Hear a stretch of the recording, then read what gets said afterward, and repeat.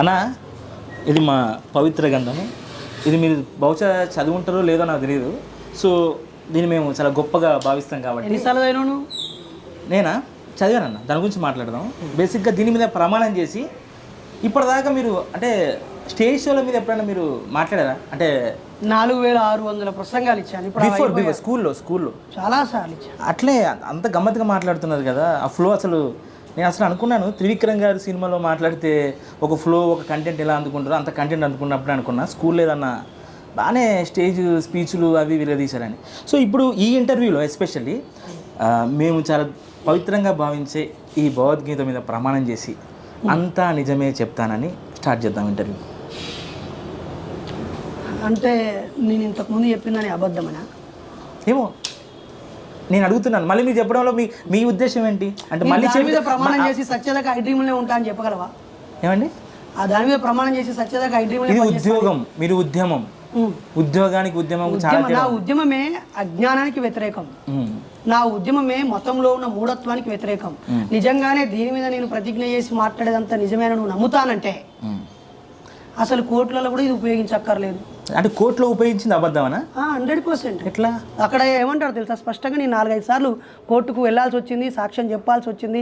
ఒక వ్యక్తిని చంపుతూ ఉంటే చూసిన వ్యక్తిగా వెళ్ళి సాక్ష్యం చెప్పాల్సి వచ్చింది. ఒక అన్యాయం జరిగితే మోసం చేసే వ్యక్తిని పట్టించి ఉద్యోగంలోంచి రిమూవ్ చేసినప్పుడు కోర్టు జడ్జి ముందు 5-6 సార్లు నేను జడ్జిని ఫేస్ చేశాను. అప్పుడు నా ముందు ఇలాగే పెట్టారు. పెడితే నేను అన్నాను నేను నాస్తికుడిని అని చెప్పాను. అప్పుడు వెంటనే ఆయన నాస్తికుడు, భగవద్గీత మీద ప్రమాణం చేసి అని చెప్పించక్కర్లేదు అని చెప్పి ఆత్మసాక్షిగా అని అనమన్నాడు. నేను ఆత్మలు, పునర్జన్మలు, దయ్యాలు, భూతాలు కూడా నమ్మను అని చెప్పాను. మరి ఆత్మ అని చెప్పవాయే, ఇది అని చెప్పవాయే, మరి ఎలా ప్రమాణం చేస్తావన్నాడు.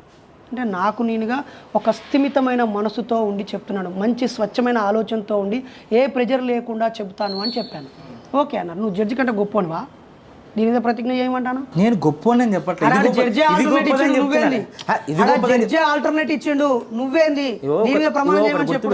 నేను నాస్తికుని తెలిసినా కూడా దీని మీద ప్రమాణం చేయమనంటే నీ మైండ్ లో ఏమున్నట్టు? చెత్త ఏం లేదు అసలు. మీ చెత్త ఏంటో తెలుసుకుందామని, అది కంపోస్ట్, దాన్ని ఎరువుగా మారుదాం, ఆ చెత్తను బయటకు తీసుకొచ్చి సొసైటీకి పనికొచ్చి ఎరువుగా మారుదాం అనుకున్నా. ఫస్ట్ కులమతాలు, మలమూత్రాల వంటివి వాటిని బయటికి తీసి ఎరువుగా మార్చి సమాజాన్ని బాగు చేయి. అసలు మీ గతం ఏంటి? అంటే ఇప్పుడు మీకు ఎంతనా వయసు? 41. అంటే ఒక 30 years బ్యాక్ అంటే మీకు అప్పుడు మీకు ఐడియా ఉంటుందా? 10 years అప్పుడు అంటే అప్పుడు మీరు మన ఇంట్లో కూడా బిలీవ్నెస్ ఉంటుంది కదా దేవుడు అంటే. తప్పకుండా. అసలు మీ లైఫ్ ఏంటి? అసలు మీ బాల్యం ఏంటి? అసలు మీ బాల్యంలో మీరు దేవుని నమ్మారా?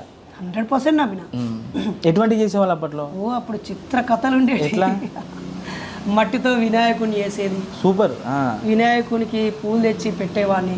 అప్పుడు ఒక ప్రత్యేకమైన చెట్లు, పూలు పూసే చెట్టు సీజన్ అనమాట, రైన్ సీజన్లో అవి తీసుకొచ్చి పెట్టేది. తర్వాత ఆ పుస్తకాలన్నీ ఆ దేవుడి ముందు పెట్టి ఎంక ఏములు తాత కనక పళ్ళు కామన్ రూపులు అని చెప్పేసి మొత్తం పద్యం పాడేది. ఓం సరస్వతి నమో శుభ్రం వరదే కామరూపిణి విద్యారంభం కరిష్యామి సిద్ధిం భవతి మే సదా. ఈ అన్నింటికంటే మేము పద్మశాలి అంటే ఒక రకమైన పూజారులుగా ఉండేది. మా తాతయ్య కూడా పూజారి. మా తాతయ్య పూజారి. మా ఊర్లో ఎవరికి నోములు ఉన్నవి, దీపావళి సమయంలో మాకు నోములు ఉంటాయి. అలాగే వినాయకుని అంటే మా కులదైవంగా భావించేది. మార్కండేయ మంత్రాలన్నీ చదివించేది. భావన ఋషి చరిత్ర, కుల వృక్షము అన్నీ ఉండేది. నేను జమ్మికుంట గవర్నమెంట్ హాస్పిటల్లో పుట్టాను. 1982 ఆగస్టు 15. మీకోసం కూడా అమ్మ నాన్న దేవుని మొక్కే శాలు ఉంటాయి. అయ్యో కొడుకుని నాకు నేను పిల్లలు కనేటప్పుడు అయితే ఏ దేవుని మొక్కలేదు. ఒకవేళ దేవుని మొక్కితే పిల్లలు పుడతారంటే ఇప్పుడు పిల్లలు పుట్టకుండా ఉండేటోళ్ళు అందరూ మొక్కలేదని అర్థమా, లేక వాళ్ళ మొక్కలు అర్థం లేదని అర్థమా, లేకపోతే వీళ్ళతో ఇంకా ఎక్కువ కాలం మొక్కించుకోవాలని కుట్రతో పుట్టియకుండా ఆపినని అర్థమా? ఇంత ఆలోచన విధానం ఇవన్నిటికంటే కూడా వాళ్ళు ఒక పాజిటివిటీని ఎంచుకుంటున్నారు. అంటే భగవంతుడు అంటే మాకు ఒక పాజిటివ్ ఎనర్జీ అని అనుకుంటున్నారు. మీరు ఎందుకు అలా అనుకునే వాళ్ళని నేను తప్పు పట్టలేదు ఎక్కడ. అంటే దానిలో ఉన్న ఒక వాస్తవాన్ని అంగీకరించుకోరు, కానీ మీరు ఊహించుకునేది మాత్రం వేరే ఉంటుంది. అంటే మీకు కావాల్సినవి మాత్రం వేరే ఉంటాయి. అంటే రెగ్యులర్గా ఇప్పుడు కాదు. నువ్వు నమ్ముతావా కాలజ్ఞానాన్ని? నువ్వు నమ్ముతానవా? నేను నమ్మడం పక్కన పెడతాను. నువ్వేమో పక్కకు పెడతావు, నానేమో పక్కకు పెట్టుకుంటా పక్కన పెట్టుకుంటావు. పక్కన ఎందుకు పడవాలంటే మీరు చెప్తున్నారు కదా, మీ వాదన దైవత్వం లేదు, దేవుడు లేదు అనే వాదన నుంచి కాలజ్ఞానం అనేది ఒక దేవుడే రాశాడు, బ్రహ్మం గారు మాకు దేవుడు, ఆయన రాసింది మాకు వేదం. అస్సలే కాదు. ఆయన దేవుడు కాదు, ఒక గొప్ప ఆలోచన పరుడు, ముందు చూపు ఉన్నటువంటి వ్యక్తి, ఊహించినటువంటి వ్యక్తి. ఆ ఊహలే నిజం జరిగితే సంతోషం, నిజం జరగకపోతే పోతాయి. ఇప్పుడు మేము పిహెచ్డి చేసేప్పుడు మా థీసిస్కి ముందే సినాప్సిస్లో హైపోథీసిస్ రాయాలి, అంటే ఊహా పరికల్పనలు. అంటే నా పరిశోధన ద్వారా ఈ సమస్యని గుర్తిస్తానేమో అనుకుంటున్నాను, దీనికి పరిష్కారం దొరుకుతుందేమో అనుకుంటున్నాను, లేదా ఇలా చేయాలనుకుంటున్నాను, ఇది ఉంది కావచ్చు అని ఆలోచన చేసి ప్రయోగం అది పరిశోధన చేసి నేను అనుకున్నది జరగవచ్చు, జరగకపోవచ్చు. ఎందుకు ఇక్కడ నాకేమర్థమవుతుందంటే అన్న మీ గురించి మనం చిన్నప్పుడు పుస్తకాలు చదువుకుంటాం, పుస్తకాలు అందరూ చదువుకొని పరీక్షల్లో ప్రశ్నలకి ఆన్సర్లు రాసుకోవడం కోసం చదువుకుంటాం. కానీ అన్నీ ఏం చేసి పిహెచ్డి దాకా పుస్తకాలు చదివి అసలు సమాజాన్ని ప్రశ్నించడానికి వెతుక్కున్నాడు ప్రతిదాన్ని. అంటే నాకు అర్థమవుతుంది, అంటే మీరు లైబ్రరీలో ఉన్నారన్నారు, ఉస్మానియా యూనివర్సిటీ లైబ్రరీలోనే కూర్చున్నారు. ఎన్ని గంటలు చదివేటోళ్ళన్నా? అలా అని కాదు, చాలాసార్లు క్లాక్ గుండ్రంగా తిరిగిన సందర్భాలు ఉంటాయి, డేట్ క్యాలెండర్స్ మారిన సందర్భాలు కూడా ఉంటాయి. ఈవెన్ జైల్లో కూడా 20 గంటలు చదివిన రోజులు ఉంటాయి. మొత్తం పుస్తకాన్ని మీరు విడిచిపెట్టారు అంతేనా? అసలు అక్కడ కూడా కనిపిస్తుంది, ఇది నా శరీరంలో భాగం లాగా ఫీల్ అవుతాను. అన్న ఈ పుస్తకాలు ఓకే, ఆ బ్యాగులో ఏముంటాయన్న? అసలు బ్యాగ్ ఏంటి అంటే మీ అంటే కమ్యూనిస్టా? కమ్యూనిస్టే బ్యాగ్ వేసుకోవాలి, స్కూల్ పోయే వాళ్ళందరూ బ్యాగులు వేసుకుంటారు. కలర్ చెప్తున్నాను అన్న, అంటే మీరు కమ్యూనిస్ట్ బ్యాగ్ వేసుకునే మహిళలందరూ ఆ కలర్ నేను అది గొప్ప విషయమే. నేను అనేది మీ కమ్యూనిస్ట్ భావాలనే వ్యక్తిగా జనాలు అర్థం చేసుకోవాలని ఆ కలర్ బ్యాగ్ మీరు ధరించారా? నల్ల చొక్క ఇంటెన్షన్ ఏంటి? బ్రదర్, సమానత్వాన్ని కోరే వ్యక్తి కమ్యూనిస్ట్ అయితే 100% నేను కమ్యూనిస్ట్నే. బాబాసాహెబ్ జరిగిన మార్గంలో నడిచే వ్యక్తి అందరూ ఒకవేళ అంబేద్కరిస్ట్ అయితే నేను అంబేద్కరిస్ట్నే. నల్ల చొక్కాలు వేసుకున్న వాళ్ళందరూ నాస్తికులైనా నేను నాస్తికునే. నువ్వు అవునన్నా కాదన్నా నేను సమాజాన్ని కోరే వ్యక్తినే. ఓకేనా? ఈ బ్యాగు మరి అంత పెద్ద ముఖ్యమైన క్వశ్చన్ అని నాకు డౌట్. అంటే ఓకే, దానిలో ఏముంటాయి అంటే రెగ్యులర్గా థింగ్స్ అయినా ఇంకేదన్నా ఉంటాయి?